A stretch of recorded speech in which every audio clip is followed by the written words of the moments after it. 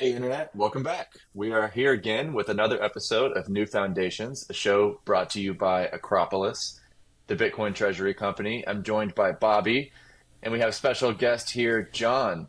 John has spent his career working in the healthcare industry.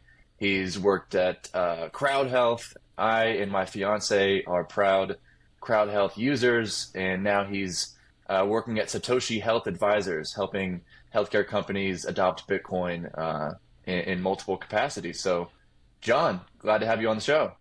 Thanks so much for having me on, Mason and Bobby. It's been great meeting you guys and seeing you at different Bitcoin events, whether it's in Austin or Nashville, or across the country or even the world. So I love being here to join you guys for this conversation. Two guys I look at as leaders in the Bitcoin adoption and integration space, and really talking small business and how we're going to see really that practical adoption of Bitcoin moving forward. Thanks for the kind words, man. Yeah, appreciate it, dude. I think it'd be helpful to start off with a little bit more on your background. I gave it super high level. So just tell us more about your background professionally and then also your journey in Bitcoin.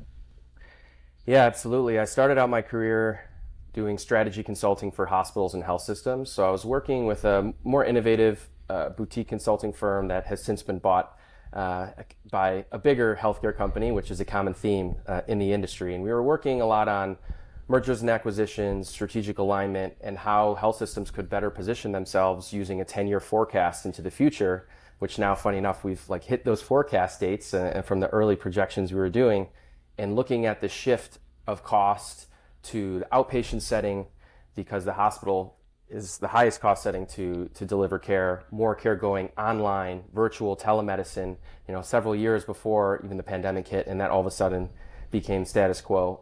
So it was a great way for me to learn the health system perspective, and then also working a bit with industry, pharma companies, medical device, and others that were selling into the health systems.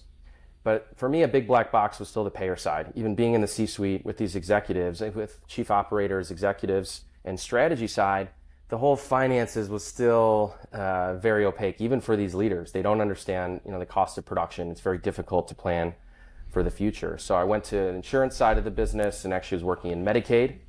And that was also interesting to see the challenges in losing a big plan that was losing hundreds of millions of dollars a year, but they almost didn't care because they had the commercial side of the business floating, Medicaid, where the government is paying a lot less than what commercial payers are paying. Right? Commercial is paying 250% more for the same procedure at the hospital than the government pays. But being at this high level, I wanted to get more entrepreneurial and went to a medical device company where we were putting RFID chips in sponges used during surgery to prevent retained objects in the operating room, which unfortunately happens a few thousand times a year. Medical errors happen, and that gave me some boots on the ground experience being in the OR, talking with managers. And then when COVID hit, dealing with supply chains was a really interesting position to be in, because we were bringing in, my division alone, in my products alone, were about $80 million a year in traditional wound care products. So gauzes, sponges, adhesive bandages that were pretty much all coming from China. Right, so we had a little bit of a sneak peek even into the pandemic coming when the workers didn't get back to work after Chinese New Year in January of 2020. And dealing with those supply chain challenges was also really interesting and eye-opening for me. And that's when I started really becoming aware of Bitcoin. I'd heard about it in college, didn't get involved in Silk Road activities. And then just focused on work. And then I did a double master's in health economics and policy from that 2018 to 2020 period. That last session was online because of the pandemic, getting married, and just saying, what is money? And had some more time on my hands outside of work to really do some reading. And I think was just at a point developmentally where I was ready to study Austrian economics, to unlearn a lot of what I had learned in my economics degree in Keynesian economics. And that led me down the Bitcoin rabbit hole, went to El Salvador November of 2021 and just fell in love with the industry, the people I was meeting, and working and wanting to work in Bitcoin. So left that job and traveled, was nomadic with my wife, did a yoga teacher training in Bali, ran a marathon in Jerusalem. And during that time was when I really honed in on how can Bitcoin help the healthcare system, because I'd seen what was broken, not only in the US, but globally. and a lot of challenges we have delivering healthcare. And that's when I heard about Crowd Health and reached out to Andy and landed over there, and which was what led us to Austin.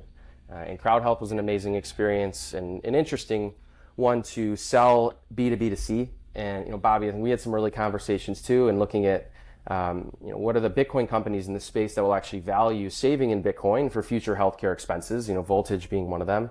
But at the end of the day, it's an employee decision to ditch your health insurance, and employers are paying 80% of that bill. So, at the end of the day, it's really more of a direct-to-consumer product, and a great one. My wife and daughter and I are still members of Crowd Health, and even the model shifted away from having the savings in Bitcoin to just spending in Bitcoin. And so my first project last year, and really is thinking of creating and founding Satoshi Health Advisors, is we're going to be crowdfunding bills using the Lightning Network with the purpose of paying the doctor. But where are those doctors to create that peer-to-peer value for value connection that are willing to accept Bitcoin? And so I think there's a gap in the market there that I'm trying to fill now with consulting, with education, to understand how can I save in Bitcoin, how can I accept Bitcoin, and then ultimately marketing and finding consumers or people that are health conscious that want to put in the work to make the change in their life and not just take a pill, but really approach those lifestyle changes. So I know that was a bit of a longer background, but give you a sense of where I'm coming from, deeper in the healthcare industry, and how and as I've gone in my career, I think getting more and more entrepreneurial and going out there to try to identify those opportunities and not wanting to get stuck in or really working in that fiat healthcare system or putting my energy there. And it's a big system. There's a lot of, it's 20% of the economy, $4.5 trillion a year, but starting to instead build this parallel system that I think we can have built on Bitcoin. Very cool. So you did cover a lot of your background and Bitcoin playing a long-term strategy for businesses in some ways. I'm really curious for you to dig deeper into the long-term usage of Bitcoin in healthcare. Like, how does it serve them in ways maybe traditional finance does not? And how does that also translate into opportunity for the Treasury? Yeah, absolutely. In healthcare, there's a very convoluted way that doctors and health systems get paid.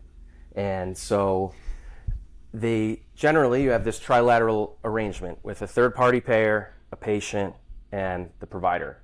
And that third-party payer could be the government, like Medicare and Medicaid. It could be a big insurance company like CVS, Aetna, or Blue Cross Blue Shield. But when you go to the doctor and they're paying their provider, that health system is not getting paid for 2 to 3 months is the settlement time for a provider. So revenue cycle management, cash balances are very difficult to manage as you get into the larger traditional healthcare system. So first of all, I think Bitcoin can play a massive role for those in the industry that are starting to already move away from insurance and go direct to their consumer and have this peer-to-peer interaction, whether it's direct primary care, so where you might pay $80 or $100 a month, you have full access to a doctor, they're responsive to you, you have unlimited visits, you do their labs with them, and you really build that relationship that's been lost in this fiat healthcare system where doctors have only a few minutes to spend with you. So speeding up that settlement time, first, even just going to cash or credit card is already a big step up in these traditional businesses, but Bitcoin takes it to the next level because now you can get paid with the Lightning Network at the speed of light and have instant settlement. And the wonders that could do for a lot of businesses that are strapped for cash to be able to go out and pay their suppliers or their employees and not feel the crunch because you're not getting paid right away, or you might never get paid. In the case of a big hack that happened this year with United Healthcare, where their Change, which they bought Change Healthcare as a subsidiary now of Optum, they still owe providers $10 billion from services provided months ago. They were hacked. And wow. So those docs were just not getting paid. And then those doctors were getting bought by United because they couldn't pay their bills, because they weren't getting paid because of the hack. Like, it's just totally backwards in that sense. And you were just more and more consolidation, and you're treated, instead of as a patient, as a consumer, as a human, you're just another sick person, right, in this system. So that's also where I think Bitcoin restores these values, where if you find a doctor is accepting Bitcoin, that sends a message to how they practice medicine in today's age, where you might not agree with a lot of the top-down directives, from the three-letter agencies that are coming down, and they really stand up for what they understand and know through their own experience and practice. So finding those independent doctors, and this is where I think Treasury really plays a bigger role for smaller practices to resist getting eaten by private equity or a bigger health system, because more and more docs are getting employed or bought by health systems or just burnt out from this constant fiat healthcare hamster wheel. So if they are, first of all, saving in Bitcoin, these are usually profitable businesses, they could do that right away. And then what's the most efficient way to get Bitcoin? Of course, just accepting it for payment. So I think those two go hand in hand, where sending out the signal, hey, I accept Bitcoin, can help even just grow practice, and will save them anywhere from 3 to 10% per transaction. There's a lot of middlemen with the electronic medical records, Epics and Cerners of the world, taking a significant chunk of all of those complicated claims I was talking about. And so just getting rid of all that noise and lowering the transaction fee today, and then building in the Treasury to save in Bitcoin, as we know the benefits that has into the future. I just want to make sure I'm connecting the dots, and those who are in healthcare or those who are not in healthcare can connect it. But I get my healthcare through our org; they cover it, and I go to the standard doctor because I'm basically healthy. I never need to go see him. But for our children, we don't want to send them to the hospital. We did natural births, for instance, and my wife, I think we pay $90 a month or whatever it is, $100 a month for them three, my wife and my two boys, to go see this all natural doctor. She can text them 24 hours. The woman literally responds. She consults us on vaccines. We're not taking most of them. We've all seen the rise in autism and what RFK is talking about, and how seed oils are bad. They align with us. And the funny thing about the Bitcoin rabbit hole is when you go down that rabbit hole, you go down all of them. Yep. Specifically the ones that relate to your longevity, which we're preserving our money because we want time. So naturally, if my money is going to give me time in the future, and I can get more time in the future by shortening how much I have to be a slave laborer, I now have a healthier end of life. That's a massive win. So that's where this conversation is in my mind. But what you're saying is there's these independent doctors where if you do go to an all natural doctor, my insurance will not cover it. Exactly. We have to pay out of pocket, right? So now these doctors, they need a better form of payment, which is Bitcoin, and it kind of removes them from the chains of insurance. So one question I have, because I introduced you, John, I remember to my friend in Fort Collins, Dr. David, excuse me. Yep. And he is trying to integrate Bitcoin into his practice, and he understands this. And just a side question, and we can keep talking Treasury, but he mentioned how a lot of practices are getting shut down because if you don't practice in the way in which the authority, whoever that is, maybe you can tell me, they get pushed out of their practice. And there's this big problem. So are you actually seeing in some ways the ability to open a private practice or to operate as a holistic doctor? Could you maybe take 5 minutes and just touch on that? Yeah, absolutely. And been in touch with Dr. David and would love to do a project together for his specific model, and doctors like him. That's direct primary care. They can decide to take insurance or not.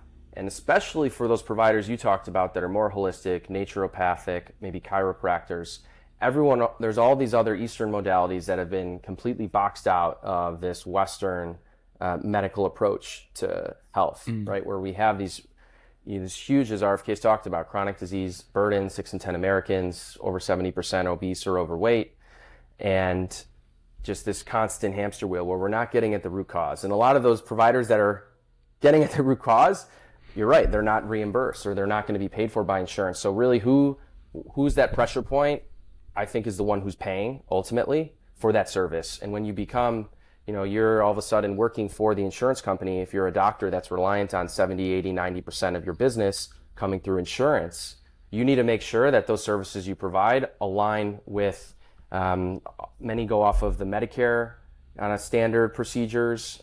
There's a list of CPT codes that are procedures, and there's ICD-10 codes, which are diagnoses codes. And unless someone has a diagnosis code, you're not going to get paid. So there's actually an incentive to upcode or even mark people sicker than they actually are, because now you get paid more as a doctor. And so that's where the squeeze comes, where if a lot of your business is, and that's that payer mix. and this is something we look at. If your payer mix is high to insurance, you're going to be beholden to their pre-authorizations to make sure you can deliver. They're actually going to reimburse the service you now do. And then about 20% of claims on the back end get denied.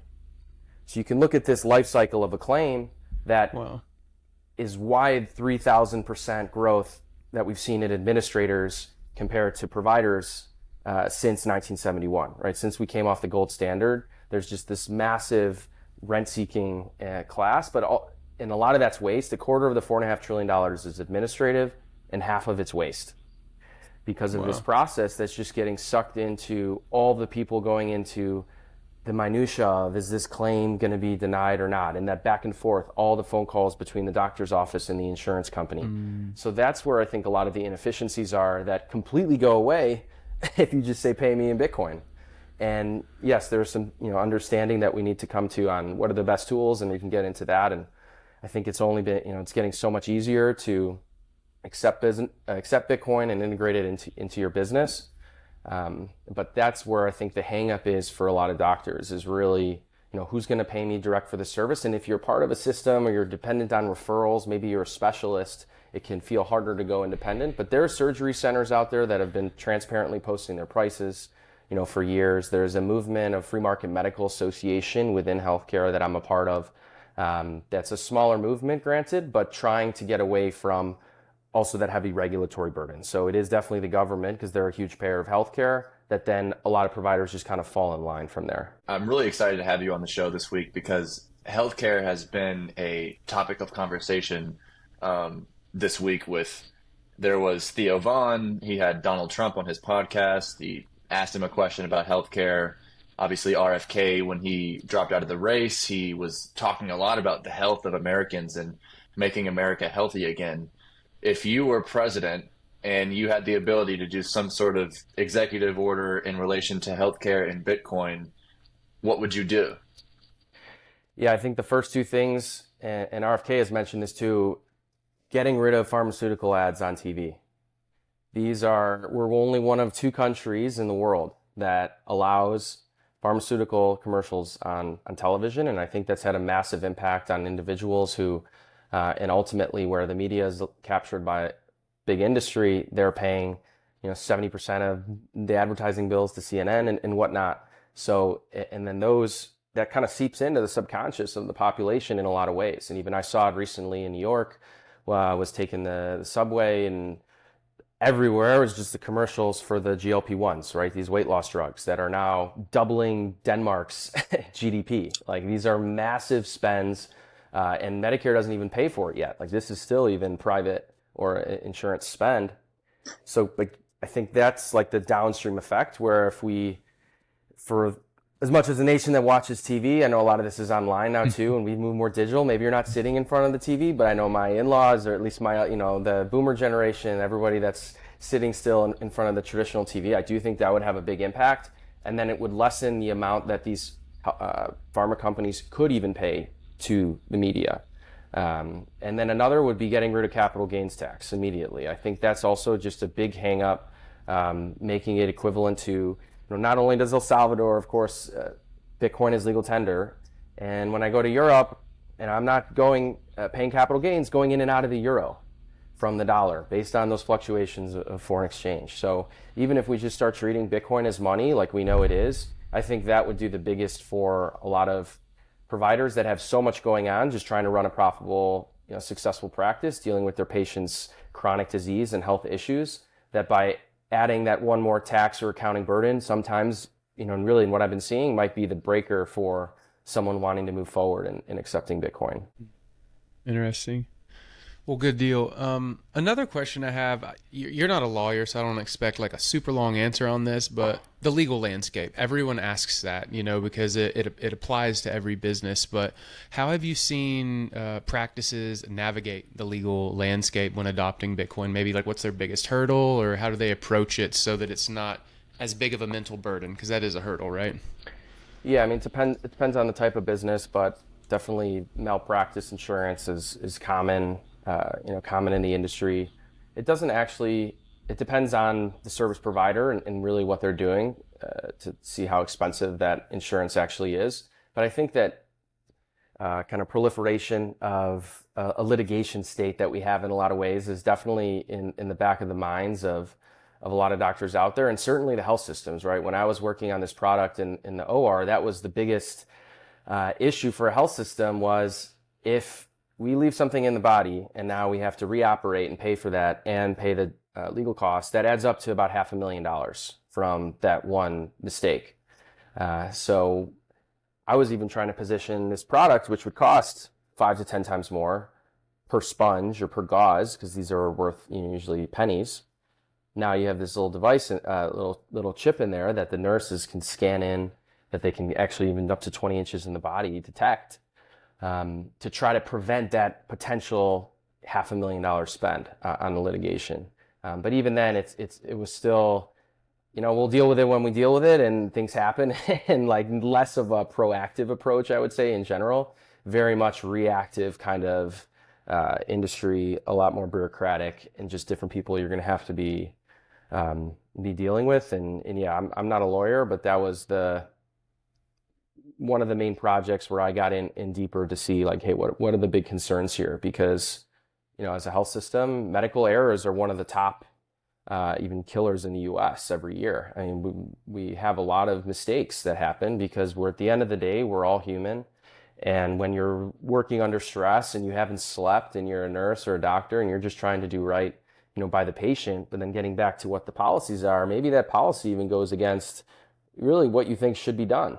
But you have to fall in line, you have to follow that policy, and that becomes very strict. So I think even getting back to your question as well, Mason, is, what laws to change. It's like there isn't one policy in the US that's going to change the way things are.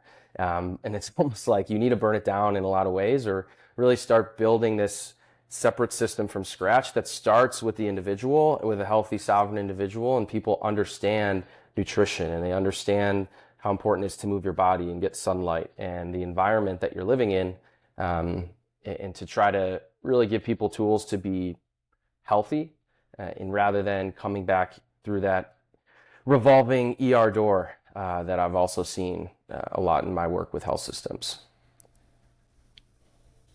I think it would be helpful to talk about, how Bitcoin has helped some clients that you've worked with. You don't have to say their name unless they want to be public, but are there any case studies or examples of, I don't want to, I keep saying companies and firms, but I guess practices that have, started using Bitcoin to their benefit? Yeah, absolutely. One is a dentist out in Michigan, Dr. Wilson. He's owns his practice with his wife, and he was already a Bitcoiner, but needed help in integrating it into his business and educating some of his employees and making it present for the consumer. Because even in dental, insurance pays some of the bill, but at the end of the day, everybody's still paying him directly. So replacing his just payment link with a ZapRight link, and now individuals can see they pay in credit card, Bitcoin, or Lightning. Even if a lot of patients aren't paying in Bitcoin or Lightning to start, that again starts to creep into people's minds and say, what is this Bitcoin thing? What do you mean I can just pay and click a button and QR code pops up and an address? How do I pay in Bitcoin? And then I think it gets really exciting. And dental actually has some regulatory where he can't discount his services for people that pay in Bitcoin. But there are, of course, other services that are not subject to those types of regulations. Like another client of mine, Dr. Dave Heitman, he actually provides a kind of concierge, one-on-one health coaching, and really looking at what you're getting at, Bobby, on lifespan and longevity and really that health span. So how can we take all of the tools from understanding our genetics, doing genetic testing, not with like the big boys and 23andMe are going to sell your data off, but do it in this more private one-on-one way, integrating AI where you can, integrating other practices, and then accepting Bitcoin. And he's discounting his services if you pay in Bitcoin as well. And then that's also not tied to physical location. That's where I think more businesses will thrive early on in Bitcoin, where if you're providing telemedicine and there are of course also laws and jurisdictions, you can only practice in certain states, but if you have coverage across more states, all of a sudden, or even internationally, it would be ideal, and you can pay in Lightning to that doctor and help build their business. So we're seeing less and less of a need to have a physical tie in a place. Of course, that's still important. But even now, we're kind of, my wife and daughter and I, we're back to the digital nomad life and traveling around. It's been amazing to have someone like Veronica Max at Ultra Personal Healthcare. She's been accepting Bitcoin since I worked with her last year. And we can stay in touch and ask questions, if things are coming up. So having physical space is still important, but where a practice is going to get the most reach early on, I think, and benefit from that Bitcoin consumer that cares about their health, it's going to be those that can have services that maybe are more virtual or have some in-person touch points, but you're not tied to, one town.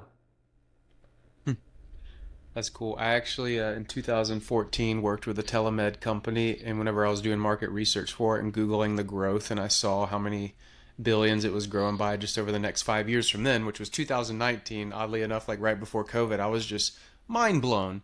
And I haven't gone back and looked at the numbers, but I know COVID probably 10 to 20x that. So I think you're spot on, and that is a good carve out for people that want to implement this strategy, adjusting to the market forces and being remote. And that's something our family does, just to kind of, I guess, put a bow on that, is we have a doctor also back in Colorado who's just been incredible. She's like $30-40 a month for like minimal touch points, because we're not going in to see her, but she's still our resource. And we have a secondary doctor that we lean on, and we can text her and call her anytime. And she's such a support to my wife and such a lifesaver in times of need. It's like having that insurance. So I like that you're painting that picture for practices and ways they can not only grow their customer base, but create that free cash flow to build a treasury, to identify those people who are truly passionate about their health and willing to find a solution that meets that need.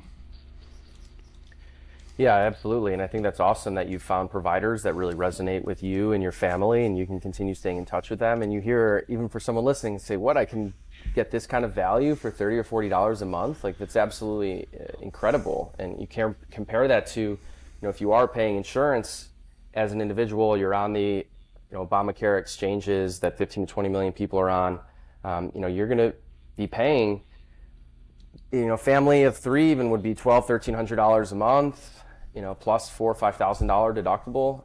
And by not being insured and by being member of Crowd Health, I'm saving significantly every month, where now we have that money to spend elsewhere, that instead of just throwing away to insurance in case I get sick. And that's what insurance is doing, is pooling that health and financial risk of the population. You say, I'm taking that responsibility. Yes, I know that I'm responsible for this bill, but I'm not going to get stuck with a crazy bill because I'm negotiating directly with my provider and I know what things are going to cost. Or if I try to get charged unfairly, I know that there's a federal law that you can have a fair price for a healthcare service. The problem gets into when you enter into an insurance contract, you're stuck with those rates. Whatever that insurer had negotiated with the health system, that's what you're stuck paying, whether they're in or out of network. And now all these terms and things I'm throwing around, there's a lot of jargon in the healthcare industry. Again, that goes away once all of a sudden we have proper free market forces, and Bitcoin is there as this medium of exchange to transact this value and ultimately saving, right? Of course, right now we're still very much in the store value phase of Bitcoin's adoption 15 years in, where just taking a treasury strategy and saving some of those free cash flows in Bitcoin can definitely, I think, help you weather the down years, or you have some patients leave your practice, and then maybe you want to expand, and you can use Bitcoin as collateral, or you can really have that ability to invest in expanding your practice in another physical space as well. So there's a lot of challenges that independent healthcare providers face, and it's becoming a smaller and smaller portion of the broader healthcare system. So unless we really decentralize healthcare and medicine down to this level, you're not going to have as much choice. And this perception of US having this relatively more choice than they have in, say, Canada or the UK, where the government's paying for healthcare, and that's coming out of their taxes whether they like it or not. But now you tear your ACL playing basketball, and it's going to be a year before you can go and get your ACL fixed. And so people with means are just going to pay providers directly because they don't want to wait a year to be able to walk. And so, it's even worse, I think, in a lot of countries, and a lot of that we think, this single payer, this is going to be a magic bullet, and no, it's not, because what does that mean? Just more government control, more ineptitude in the actual delivery, and less of the ability for people to actually spend their value in those healthcare dollars that they're spending, whether they know it or not, whether it's coming from your employer that would have been going to you to pay your $8,000 a year premium or $25,000 a year premium for a family, but it's going to those doctors directly. Now, doctors only get 8% of that $4.5 trillion a year in spend. So clearly the issue, is not the doctors, and we need providers, right? And the U.S. healthcare system's great at interventions, but it's horrible at chronic disease management. And at the end of the day now, where's our issue? It's the chronic disease burden of diabetes, of COPD, of heart disease, of metabolic dysfunction generally that people are living with.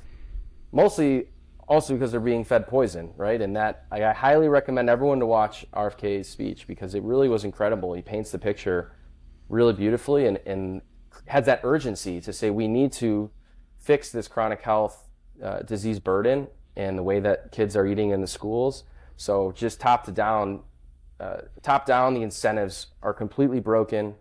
And I think we see incentives look very, very different for individuals and businesses that start operating on Bitcoin. Good. I have a bit of a two-pronged question for you, because we've mentioned 1971, and Bitcoiners know what happened in 1971. President Nixon removed the United States from the gold standard, and there's a website called WTF happened in 1971. It shows a bunch of trends and metrics that have changed since then. A lot of them are directly health related. Do you like to point out any specific metrics from WTF happened in 1971 when you're talking with these providers? And I guess the second part of the question is, have you found more luck with, the younger doctors or the older doctors? Because in my own personal experience, sometimes I have better luck with people who are completely naive to the internet. They don't understand how, social media works or anything. But when we talk about Bitcoin and talk about hard money, gold standard versus not, fiat currency, they typically understand it quicker, I've found. So just curious your thoughts overall on that two-part question. Yeah, it's a great question. In 1971, we came off the gold standard. One of the reasons why the U.S. had to do it was because in the 60s, we passed the acts that led to Medicare and Medicaid, which all of a sudden was going to be a big government spend burden that wasn't there previously. In addition to Vietnam, in addition to the other government spend that was taking on. So healthcare, even back then, was definitely a big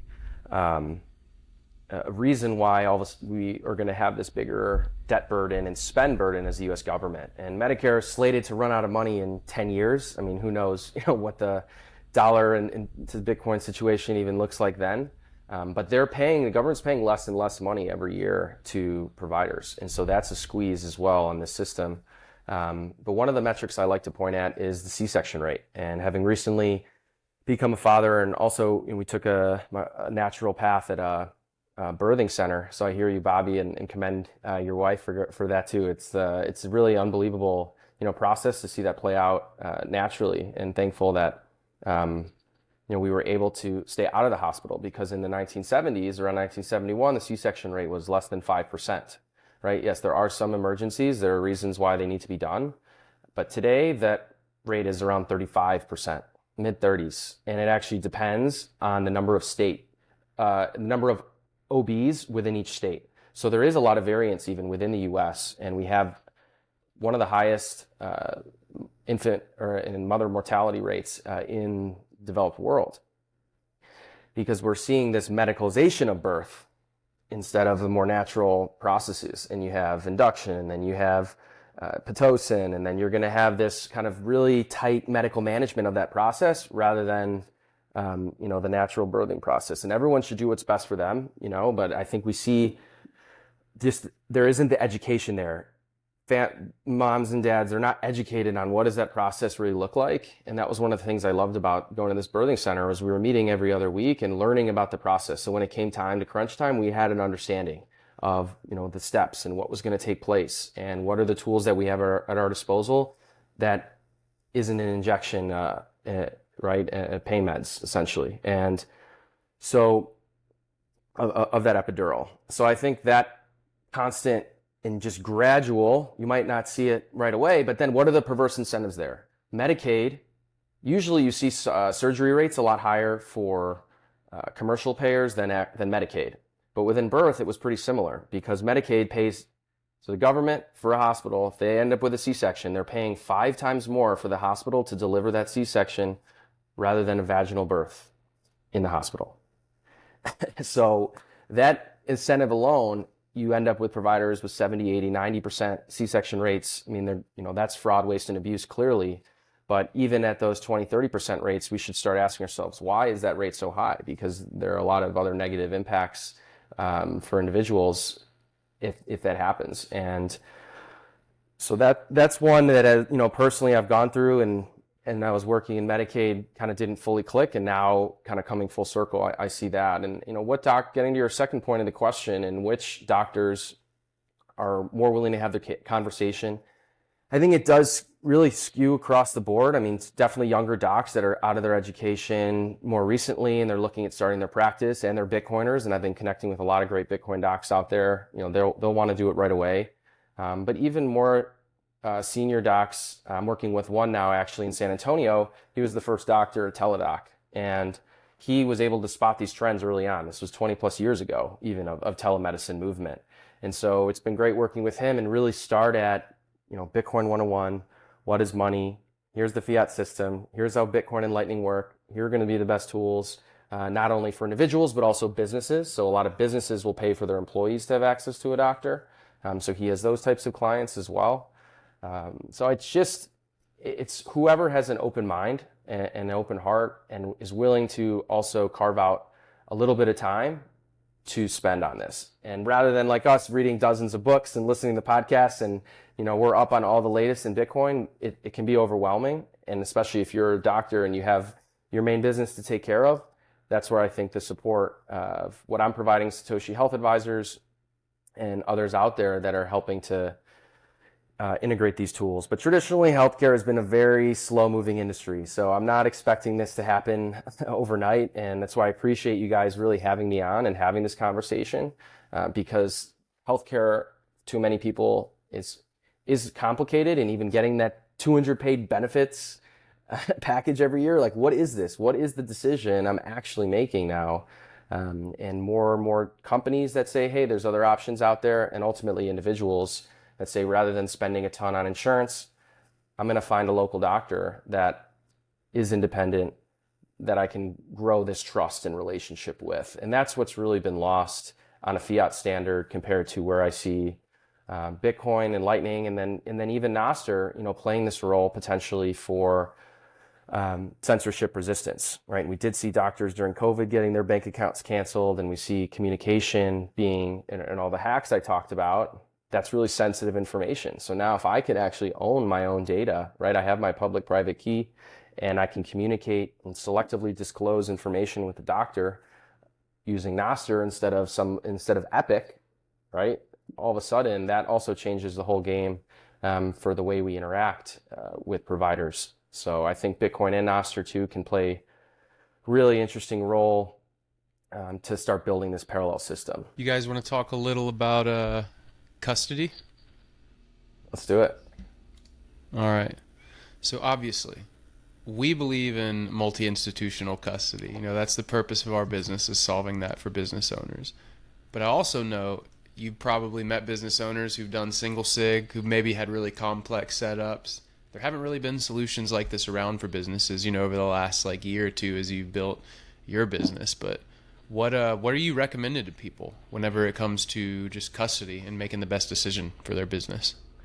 Yeah, absolutely. I think a lot of that comes to the business owner's setup. If they're a solopreneur, or maybe they have one partner, but they have their own flow, I think holding your own keys, a multi-sig setup is generally what I'm recommending. And even some of my clients may have already had it personally, but now also want that flow for their treasury from a business perspective.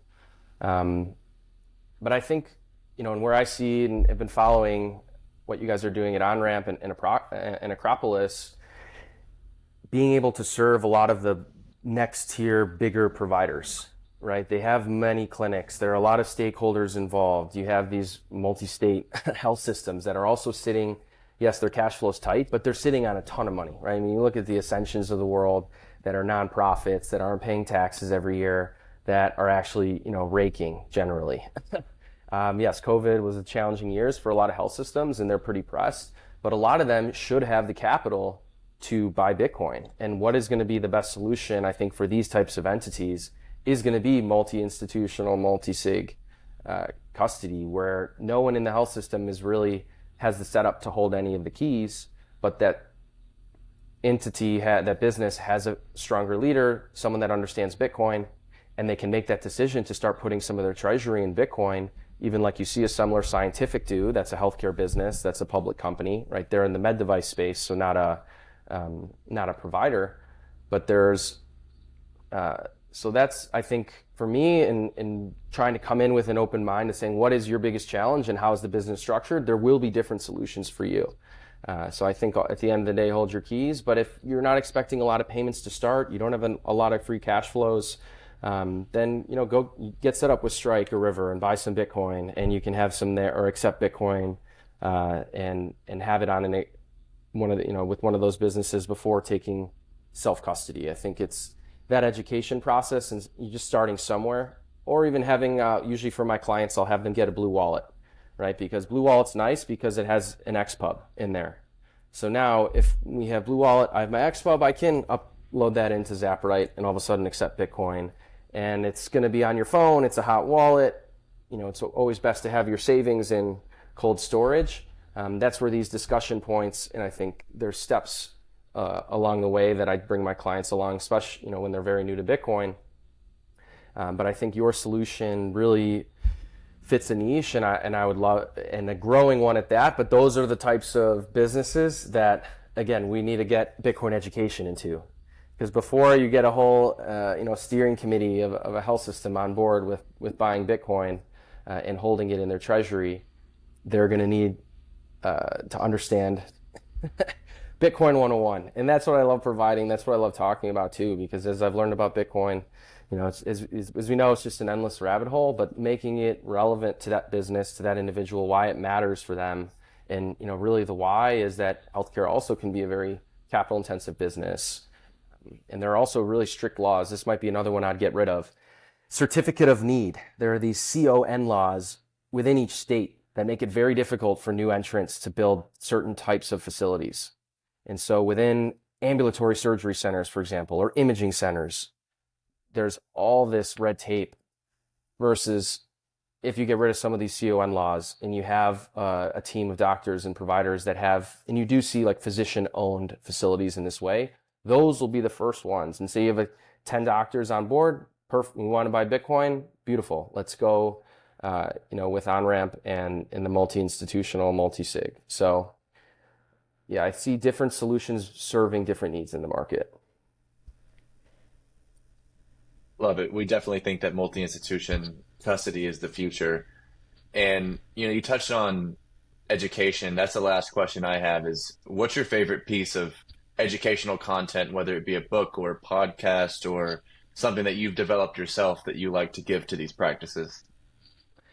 Yeah, I kind of made my own like 1 to 2 hour presentation that a couple years ago, as I was just studying Bitcoin and just going studying yoga and reading all these books and just saying, how can I distill a lot of the lessons that I've learned into a concise package? And so I go through that couple hours of what is money, here's the fiat system, here's Bitcoin and Lightning, and then ultimately how you can plug it into your business. But I learned from so many great authors and individuals out there. I'd say Layered Money and Nick Bhatia has been a really formative one.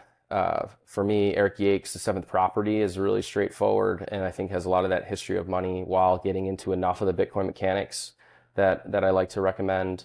Of course, Bullish Case for Bitcoin, really early on, and just understanding the comparison to gold. And then as we get more into healthcare and seeing more books coming out, Matthew Lesak's Fiat Food is a brilliant book. We hosted him in Austin for, you were there, Mason, for a halving party. And that story of just how deep it goes to a lot of the corruption in the industry and who's getting paid by who to come out with which policies and directives from a science perspective, and then tying it to Bitcoin, that will speak, I think, to a lot of the healthcare folks, and even that's more on the food side of things. And so I actually have a reading list of like a couple dozen books. I could go on and on about this, and I think there's just so much great education out there, whether it's coming out of Bobby and what you're putting out with Voltage, and through your work, through Unchained over at River, and there's just so many great resources out there to understand the basics. But then also, if you want to dive deeper, getting into Austrian economics, why we should have a free market in different industries, and why healthcare is the industry that is probably the least free market in the US, where we have the least pricing signals of any industry, where people have no idea what a service is going to cost. What if you went and go and take your car in? You know what the estimate's going to be. You know what it's going to cost. That is not the case if you slap your insurance card down. So just that alone, would love to see more people getting out there and discussing what are the root causes of inflation, money printing.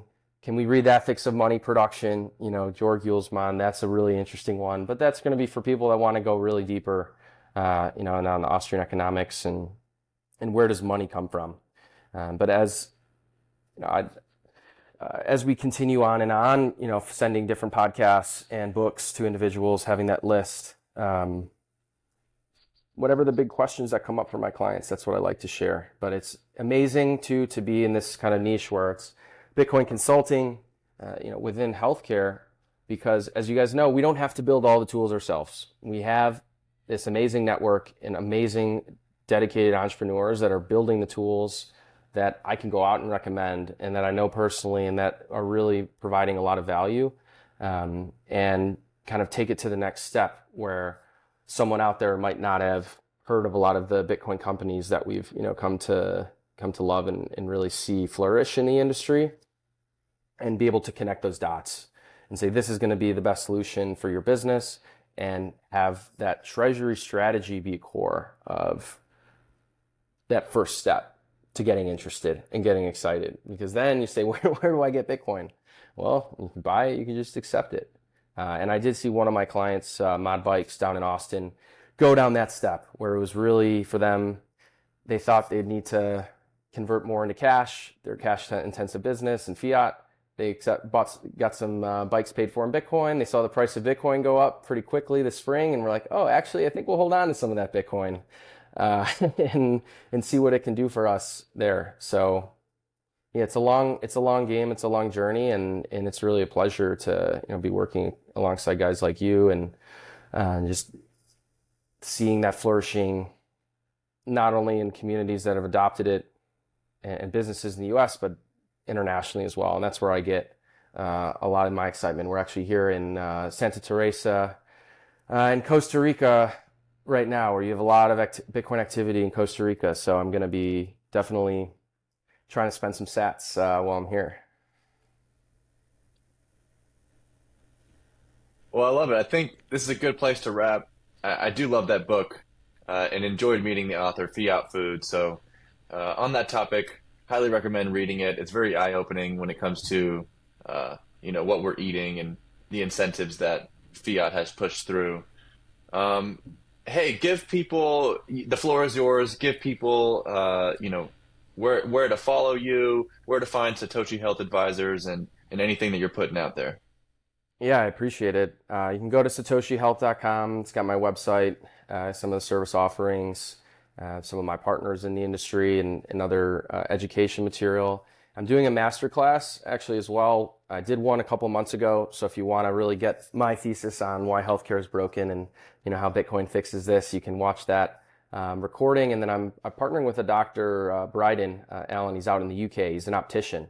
He's been accepting Bitcoin in his business for years. He's a HODL eyewear line, and also Sats for Sight. So trying to raise money, really Sats for people around the world who don't have access to glasses and vision care providers. So we're going to have a discussion about medical practice Bitcoin adoption, specifically this Thursday. You can register on my website. I'll send you the link. It's going to be at 2 p.m. Central Time, over 8 p.m. over in the UK. And again, these practices are not just only here in the US, and it's been great to connect and meet with other doctors internationally that have different ideas for how we can fix specific things in their and challenges that they've run into. So, and then I'm the Bitcoin Yogi on Twitter. Also have a ghost site that I've done some writing on the intersection of Bitcoin and yoga, and then sharing more about what I'm doing now as well on the health side of things. So would love to connect, and yeah, feel free to reach out either, as we continue to migrate over to Nostr as well. I'm the Bitcoin Yogi there too, so have a look. I'm not going to read out to you my NPub. I think that would get a little a little long, but hope to see you all over there on Nostr. And yeah, thanks so much for having me on, guys. I appreciate it. Appreciate you. Thanks for coming on, John. Take care. Thanks for listening to this week's episode of the show. Quick reminder that New Foundations is for informational and entertainment purposes only, and nothing should be construed as investment, financial, or legal advice. Business owners, business operators, and those who are Bitcoin curious, let's connect. Visit acropolistreasury.com to learn more or to get in touch with our team.